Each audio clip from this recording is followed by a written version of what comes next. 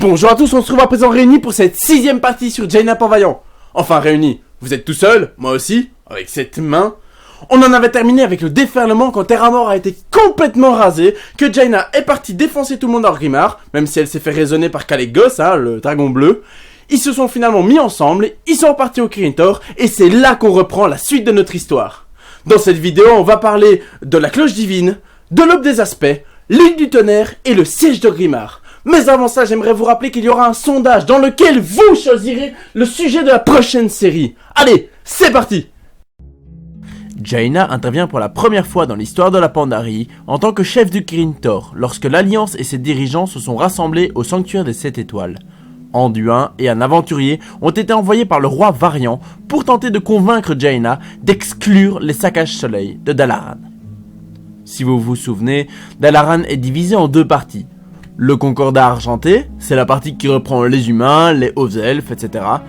Le Concordat argenté est mené par Verysa Coursevent, qui a survécu à la destruction de Terramore en menant des embuscades bien loin de la ville.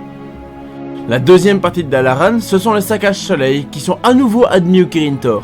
Leur chef est Aetas Saccage Soleil, membre du Conseil des 6, tout comme Verysa. Même si le Concordat argenté peut représenter l'Alliance et les Saccages Soleil la Horde, ils ne font partie ni de l'un ni de l'autre. Le Kirin Tor était et reste neutre. Mon père ne demande pas au Kirin Tor de prêter allégeance à l'Alliance. Anduin, j'ai parfaitement compris ce qu'il demande. Oh, regardez qui voilà. Personne ne déteste Garrosh autant que moi. Chaque jour, je ravale ma colère. Venez avec moi et regardez autour de vous.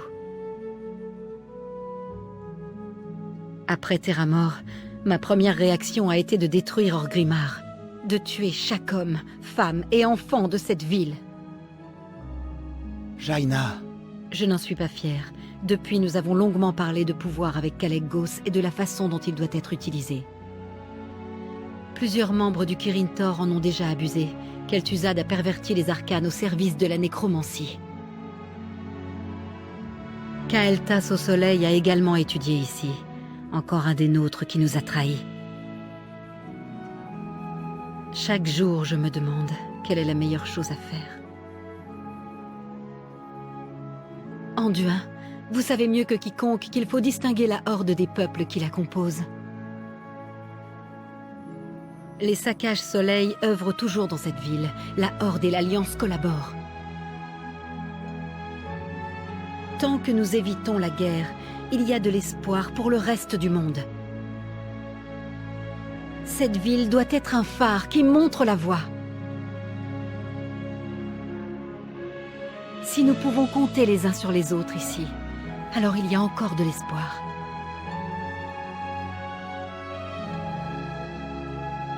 Je comprends. Je parlerai à mon père. Merci, Anduin.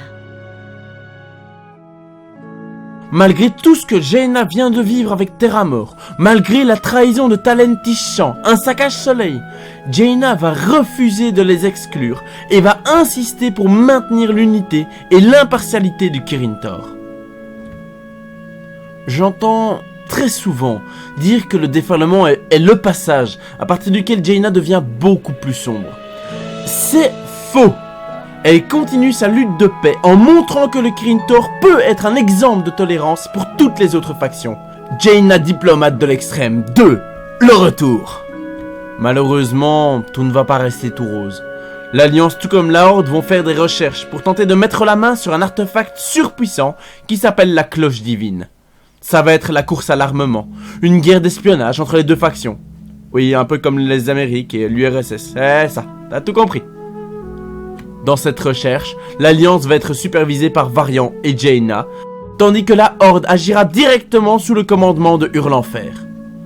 La Horde réussira à localiser la cloche, mais l'Alliance arrive à voler l'information en même temps et chourave salement la cloche devant le nez de la Horde. Quand la Horde arrivera, elle verra juste des elfes de la nuit téléporter la cloche vers Darnassus. Jaina va apporter son aide aux elfes de la nuit pour ériger des défenses magiques, principalement dans le but d'empêcher Garrosh de mettre la main sur la cloche divine. Mais malgré tous les efforts mis en place pour empêcher la Horde de voler la cloche à Darnassus, la Horde réussira tout de même à s'infiltrer dans la capitale et à voler la cloche divine. Jaina va mener l'enquête et va suivre les traces de magie arcanique toujours présentes. Elle se rendra compte, avec une évidence certaine, que les saccages soleil ont délibérément aidé la Horde. Ouh, ça ne va pas aller. Jaina va retourner à Dalaran pour mobiliser l'Alliance, ainsi que tout le Kirin Tor, dont le Concordat argenté, pour exclure les saccages soleil de Dalaran. Elle va en priorité exclure leur chef, Aetas Saccage Soleil, et va incarcérer tous les autres. Ceux qui se rendent sont enfermés dans le fort pourpre. Les autres ont été annihilés. Jaina se sent particulièrement trahie. Elle haïssait déjà Garrosh pour ce qu'il avait fait à Terra Mort, mais elle a encore tenu à montrer l'exemple en n'y incluant pas la Horde ou les Saccages Soleil. Une fois que Dalaran a été purgée de toute trace de la Horde ou des Saccages Soleil, elle va aller voir le roi Varian pour lui dire que Dalaran est nettoyé et que le Kirin Tor appartient à l'Alliance. Voilà pour la neutralité. Jaina, qu'est-ce qui se passe à Dalaran? La ville a été attaquée? Le Kirin Tor a été trahi de l'intérieur. Je m'en suis occupée. Comment? J'ai expulsé la Horde de Dalaran. Vous avez obtenu gain de cause, votre majesté. Le Kirin Tor appartient à l'Alliance. Mais vous aviez dit... Je sais ce que j'avais dit. Ma confiance a été bafouée. Qu'en est-il des signes d'oreille, les saccages soleil? Ceux qui se sont rendus ont été envoyés au Fort Pourpre. Je ne peux rien garantir pour ceux qui ont choisi de se battre. Jaina, vous devez en parler avec moi avant d'agir. Ma façon de diriger le Kirin Tor ne vous concerne pas. Je tentais de négocier avec les signes d'oreille. J'avais engagé des pourparlers pour les rallier à l'Alliance. En attaquant leur peuple, vous leur avez forcé la main. Ils ont choisi leur propre voie. Vous les avez renvoyés vers la Horde. Vous vous leurrez. Dans la Horde un jour, dans la Horde toujours. Je rassemble le Kirin Tor. Jaina, nous devons œuvrer ensemble. L'Alliance doit s'unir. Ne tentez pas de m'amadouer, Varian. Et Varian est déçu. Il voulait que Jaina lui parle avant d'agir. Comme Lord Temar s'éloignait de Garrosh, il était en pourparlers avec pour tenter de rallier les elfes de sang à l'Alliance. Mais en agissant ainsi, et en se positionnant du côté de l'Alliance, elle les a renvoyés directement dans les bras de la Horde. Jaina s'en fout! Les saccages soleil se sont expulsés tout seuls. Elle critique même les efforts diplomatiques de Varian car, dans la Horde un jour, dans la Horde toujours. Vous vous rendez compte? Jaina critique les efforts diplomatiques de Varian, le monde part en sucette! Varian lui rétorque que l'Alliance doit agir à l'unisson. Elle vient de rejoindre l'Alliance, mais... on voit qui est le chef, hein. Brièvement pour la fin de l'histoire sur la cloche divine, Anduin trouvera la masse qui contre la cloche divine et ira seul devant Garrosh qui l'utilise. Le coup de masse sur la cloche contre son pouvoir, ce qui rend Garrosh furieux. Garrosh qui défoncera la cloche, la faisant s'écrouler sur le prince. Jaina jurera que le Kirin Tor vengera cette attaque sur son neveu. Rassurez-vous, Anduin va à présent très bien, il a recommencé à parler il y a quelques jours. Il y a d'autres événements qui se sont déroulés durant Mist of Pandaria, qui sont liés à Calecgos. Et comme la chronologie n'est pas très précise, certaines sources le placent ici, et c'est le plus probable. Kalek, qui est toujours en relation avec Jaina, a découvert une relique très particulière, qui va le piéger dans des visions, où il est Maligos, du temps où celui-ci n'était qu'un proto-dragon. Il se retrouve à la période de terreur des proto-dragons, qui doivent faire face à Galakrond, un de leurs homologues immensément plus gros. Il est aujourd'hui connu sous le nom de Père des Dragons, mais Calecgos va découvrir à ses dépens que cette jolie appellation cache quelque chose de bien plus terrible. Kalek, fidèle à sa mentalité de dragon, cache ce qui se passe à Jaina. Mais il devient de plus en plus incapable de résister aux visions et son mental autant que son physique vont en subir de lourdes conséquences. Lors de discussions banales par magie, Jaina va se douter qu'il lui arrive quelque chose et va venir enquêter. Elle va arriver au Nexus et va découvrir l'artefact. Elle se rendra alors à Dalaran et établira aussi le lien sur l'endroit où il l'a trouvé et sur son origine liée au Titan. Pour information, il s'agit de la relique du gardien Tyr dont on va parler dans Légion avec les artefacts paladins. Jaina va entrer en contact avec la relique et va se retrouver projetée, elle aussi, au temps des proto-dragons en devenant Alexstrasza, la future dragonne rouge. Je me suis toujours demandé si Kalecgos n'avait pas été envoyé dans Malygos et Jaina dans Alexstrasza, parce que Kalec est plus proche du futur aspect de la magie, et Jaina plus proche de la lieuse de vie. Ainsi, Jaina, par les yeux d'Alexstrasza, va assister à la chute de Galakrond et va réussir à les renvoyer tous les deux dans le présent. Elle accompagnera même Kalec à la réunion des aspects lorsqu'il leur montrera les images de cet artefact. Tyr voulait rappeler aux anciens aspects qu'ils n'ont pas toujours eu de pouvoir surpuissant et qu'ils avaient pourtant déjà sauvé le monde. Le petit détail marrant sur cette entrevue, c'est qu'après la discussion, mais avant de partir, Alexstrasza va demander à Kalec de la remercier elle aussi. Sauf que Jaina ne s'est jamais montrée. On se retrouve un peu plus tard, lorsque Jaina retournera en Pandarie quand l'Alliance mènera un assaut sur l'île du Tonnerre, dans le but de s'infiltrer dans le trône du Tonnerre pour défaire Leyshen, le roi Tonnerre. C'est d'ailleurs Jaina elle-même qui va guider une grande partie des forces de l'Alliance en créant un détachement connu sous le nom de l'offensive du Kirin Tor. Évidemment, l'expédition a autant pour but de défaire le roi Tonnerre que d'empêcher la Horde de s'approprier son pouvoir une fois tombée. En plus, elle aimerait que les Pandaren se souviennent que c'est l'Alliance qui les a aidés. Elle va donc allier ses forces aux Pandashan déjà présents sur l'île, et rapidement, ils vont prendre une base aux Andalari et s'établiront à leur place. L'assaut des Pandashan et l'offensive du Kirin Tor vont agir de concert pour atteindre la porte de l'Empereur, en prenant dans un premier temps les mines et le pont. Ils mettront la pression jusqu'à la porte principale. La Horde est juste de l'autre côté de la cour. Bien sûr qu'ils y sont. Chaque chose en son temps, Verisa. N'oubliez jamais. Ne faites pas Terramon. confiance à n'importe... Allez, en avant toutes! Et si quelqu'un trouve Aetas Sakash-Soleil, celui-là est à moi. Le dirigeant des F200, Lortemar Terron, actuellement régent de Keltalas, est présent lui aussi. Eux aussi veulent mener l'assaut sur la citadelle du Rat-Tonnerre.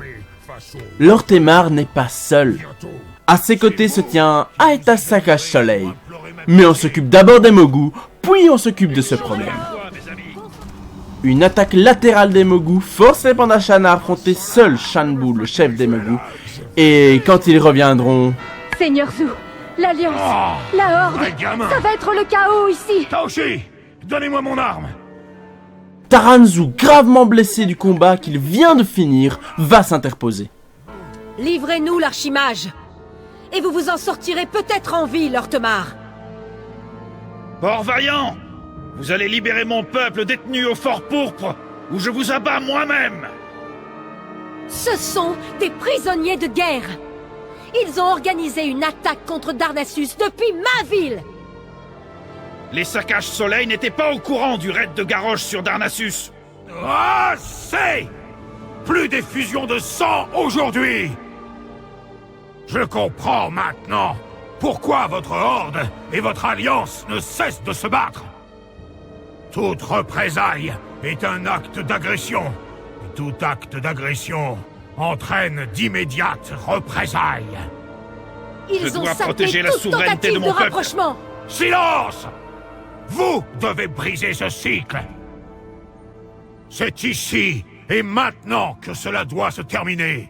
Quand vous, Seigneur Régent, et vous, Dame Port-Vaillant, lâcherez prise et que vous partirez. Taranzu les force à briser ce cycle de haine et endosse lui-même le rôle de médiateur, bien souvent rempli par Jaina. Monseigneur, Faites-le. Elle proliférera quand même une dernière menace envers la Horde, et plus particulièrement envers Garrosh, pour qui elle garde bien sa haine la plus profonde. Mais sachez ceci, elfe de sang. Aucune paix ne sera possible tant que Hurlenfer sera à la tête de la Horde. C'est précisément pour cela que je souhaite préserver nos forces aujourd'hui. Surprise! La réponse de Lortemar signifie que la Horde ne va pas au mieux ces temps-ci. Vol'jin a été presque assassiné par Garrosh et la rébellion commence. Lortemar est aussi occupé à préparer la rébellion contre Hurlenfer, ce qui donne tout son sens à sa remarque quand il dit que les Sakash Soleil n'étaient pas au courant du raid de Garrosh sur Darnassus. Port-Vaillant semble le comprendre, puisqu'elle baissera ses armes aussi, et arrivera même à calmer Verysa lorsqu'elle rappellera que son mari, Ronin, est mort par leur faute. Ainsi, cette fois-ci, à nouveau, Jaina part en paix avec la Horde, ou du moins avec les elfes de sang. Jaina donnera toutefois son bâton aux aventuriers partis défaire Lei Shen pour récupérer la puissance du tonnerre. Vous avez gagné ma confiance. Placez mon bâton sur l'estrade du roi tonnerre, il se chargera du reste. Votre courage honore cette mission. Bonne chance. Je peux la sentir. La puissance du roi tonnerre parcourt mon bâton. Et surtout, vous avez désactivé son infernale machine à tout jamais. La Horde ne pourra plus jamais s'en servir. Quand l'heure sera venue, j'utiliserai ce bâton pour détruire Orgrimmar et ensevelir Garrosh sur l'enfer sous ses décombres. C'est donc, en toute logique et en toute innocence, qu'elle participera aux événements du siège d'Orgrimmar. Jaina arrivera au moment où les héros vont découvrir que Garrosh a libéré le dernier chat, le chat de l'orgueil, dans le Val, et va arriver avec le chroniqueur Shaw et Lord Tomarteron. Ainsi, l'arrogance de Hurlenfer a libéré le dernier des chats. Cela ne me surprend pas. Elle n'est pas étonnée que Garrosh ait libéré le dernier chat, forcément. Mais elle l'est beaucoup plus quand elle se rendra compte que Garrosh a abandonné Hurlesang derrière. Sinon, Jaina retrouve sa diplomatie.